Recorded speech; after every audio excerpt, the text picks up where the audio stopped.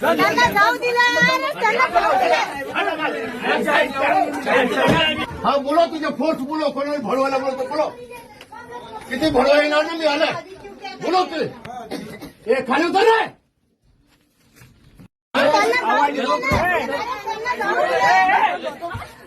त्यांना जाऊ दिलं त्यांना जाऊ दिलं।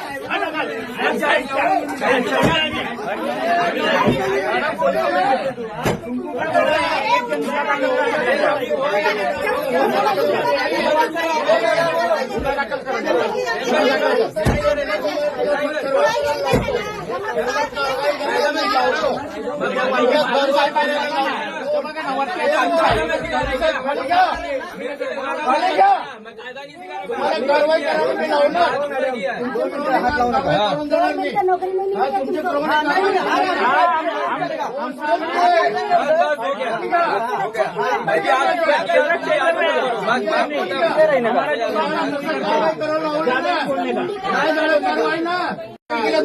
माझं नाव अशोक तिवारी नाही। तुम्ही मॅडम व्हिडिओ बनवा व्हिडिओ। हाँ बोलो, तुझे फोर्स बोलो, कोणाला भडवायला बोलतो बोलो, किती भडवा येणार ना मी आलाय, बोलो तू हे खाली उतर रे। गरीब काही दिखताय, लोक गरीब काही दिखताय, दुसरे के पास जाओ तरी। जय महाराष्ट्र, मी सौ रेश्मा तपासे। 11 तारखेला म्हणजे 2 दिवसापूर्वी महापौर डिंपल मेहता मॅडम यांनी जेव्हा पदभार स्वीकारला त्यावेळेला त्यांनी एक पत्रक जारी केलं आणि ते प्रसिद्धीमध्ये टाकलं की जे पण अनधिकृत बांधकाम आहे त्याच्यावरती तात्काळ म्हणजे झिरो टॉलरन्स पॉलिसी निभावणार आहेत, इथे अंमलात आणणार आहेत आणि त्यानुसार बरेच अनधिकृत बांधकाम आपल्या मीरा भाईंदर शहरात झालेले आहेत। स्पेशली भाईंदर बेस्टला जो खाडीच्या बाजूचा एरिया तिकडे प्रत्येक उमेदवाराने स्वतःच्या वोटिंग बँक जमा करण्यासाठी इतकी अनधिकृत झोपडपट्टी वसवलेली आहे। तिथे जय अंबेनगर असेल, शिवसेना गल्ली असेल, गणेश देओल नगर असेल, असा बराच पट्टा आहे तिथे अनधिकृत झोपडपट्ट्या ह्या वसलेल्या आहेत। आणि मी म्हटलं होतं व्हिडिओमध्ये, जरी त्यांच्या पत्रकामध्ये चुका असेल तरी त्यांचा हा निर्णय स्वागतार्ह आहे आणि त्यानुसार आज भाईंदर पश्चिमेला जय अंबेनगर या ठिकाणी जेवढ्या अनधिकृत झोपडपट्टी आहे त्याच्यावरती तोडक कारवाई करण्यासाठी जेव्हा पालिकेचे अतिक्रमण विभाग, पोलीस कर्मचारी आणि सुरक्षा रक्षक जेव्हा पोहोचले तिकडे, त्यावेळेला तिकडच्या स्थानिक लोकांनी म्हणजे तिकडे जे परप्रांतीय होते, जे अनधिकृत झोपडपट्ट्या बांधून राहिलेले होते, त्यांनी कर्मचाऱ्यांवरती, पोलिसांवरती हातापाई करायला सुरुवात केली। आणि त्यावेळेला आश्चर्याची बाब म्हणजे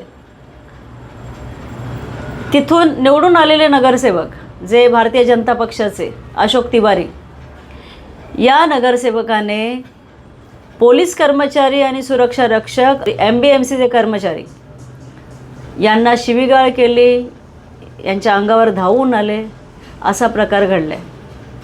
म्हणजे तुम्ही विचार करा, भाजपाची एक नगरसेवक ज्या महापौर झालेल्या आहेत त्या एक पत्रक जारी करतात की अनधिकृत जेवढा बांधकाम असेल त्याच्यावरती तात्काळ तोडक कारवाई केली पाहिजे आणि त्याच पक्षाचा निवडून आलेला एक नगरसेवक हा त्या कारवाईमध्ये अडथळा तर आणतोच, त्या पलीकडे त्याने पालिकेच्या कर्मचाऱ्यांना, सुरक्षा रक्षक होते त्यांना, अतिक्रमण विभागाचे जे कर्मचारी तिकडे काम करत होते त्या सगळ्यांना त्यांनी शिवीगाळ केली।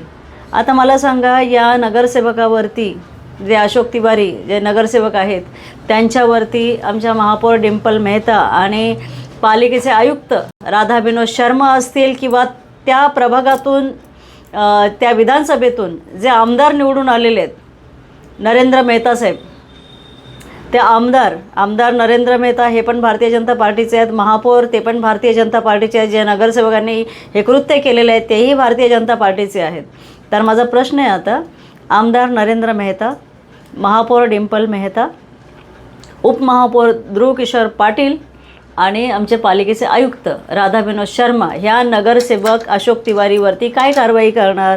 का त्यांचं नगरसेवक पद रद्द होणार आहे का? त्यांना कोणती समज देणार आहेत की कशा पद्धतीने असेल? तुमचे जे काही निर्णय ते तुमच्या नगरसेवकांना माहिती आहेत का? असे बरेच प्रश्न आहेत प्रश्न हा आहे सगळ्यात महत्त्वाचा, कारण त्या दिवशी माझ्या व्हिडिओमध्ये मी म्हटलेलं होतं की डिंपल मेहतांना खूप खूप शुभेच्छा, कारण जेवढे अनधिकृत बांधकामं आहेत ते बघा तुम्ही की कोणाचं पाठबळ त्यांना आहे. ह्या अशोक तिवारीने ज्या प्रकारे हातापायी आणि ज्या प्रकारे शिवीगाळ केलेली आहे त्याच्यावरून सगळ्यांना अंदाज आला असेल की अनधिकृत बांधकामं जास्तीत जास्त कोणी बसवलेली आहेत. त्यामुळे कारवाई होते, चांगली गोष्ट आहे. पण ह्या नगरसेवकावरती महानगरपालिकेतून आणि त्या भारतीय जनता पार्टीतून आणि महापौर या नात्याने, आमदार या नात्याने त्या नगरसेवकाचं काय नगरसेवक पद रद्द होणार आहे का याच्यावरती उत्तर दिलं पाहिजे आणि याचा पाठपुरावा मी पण करणार. धन्यवाद. जय हिंद, जय महाराष्ट्र.